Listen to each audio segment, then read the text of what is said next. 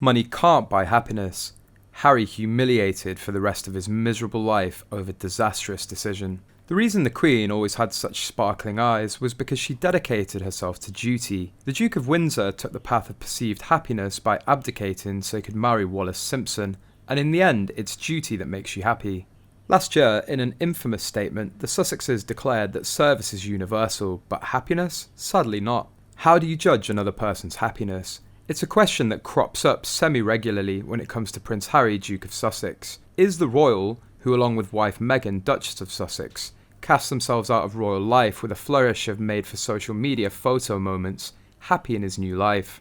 Back before any of us had ever heard of Megxit or Montecito, or had tried to figure out what the hell the power of compassion to drive change means. Back in the years when Prince Philip was still on the gaff-prone job and Queen Elizabeth was pluckily opening hospital wings on the regular and keeping David Cameron on the straight and narrow, Harry was known for wearing one thing: a big, cheeky smile. He grinned at kids, beamed at crowds, and seemed to generally be having a jolly good time. Only later did he reveal how much he'd been suffering. So what about now? Post his escape from the palace. As for members of the royal family stepping away, I don't think it usually leads to happiness in the long run.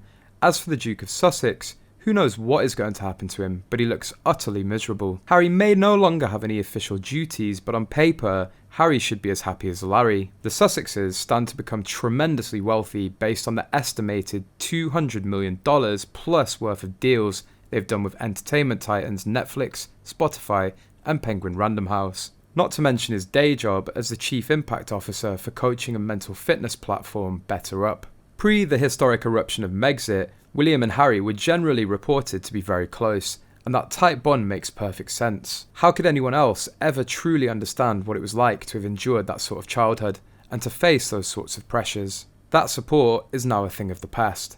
In leaving the royal family, Harry has also been forced to give up his honorary military titles: Captain General of the Royal Marines, Honorary Air Commandant of RAF Honington, and Commodore-in-Chief, Small Ships and Diving, Royal Naval Command. Again, that source of pride is now gone too. The economic landscape of late 2022, with skyrocketing inflation and the stock market tumbling, is vastly different to that of 2020, when there were billions of dollars of cash sloshing around corporate America, and the Sussexes star was firmly on the ascendant. It's a modern tragic comedy that the Duke and Duchess of Woke thought they could demand a deal worth at minimum tens of millions of dollars from a Hollywood streaming giant, without having to deliver the goods. Perhaps at the moment they signed, when Netflix profits and subscriptions were continuing to skyrocket thanks to lockdowns, forcing folk indoors around the world, it was a slim possibility. But now, with the company under increasing financial pressure to deliver non-woke content that will drive new sign-ups, commercial reality bites. Netflix is demanding its pound of flesh, and the Sussexes are clearly floundering. As royal commentator Kinsey Schofield told, although the firm is scrambling to figure out how to handle Prince Harry's upcoming memoir, they're not really the ones who should be worried. The person probably fearing Harry's book the most is his publisher. Are they going to get the biggest bang for their book? Only time will tell. The Duke of Sussex reportedly got a minimum of $20 million up front for the highly anticipated tome. Harry might endanger their societal standing as a result.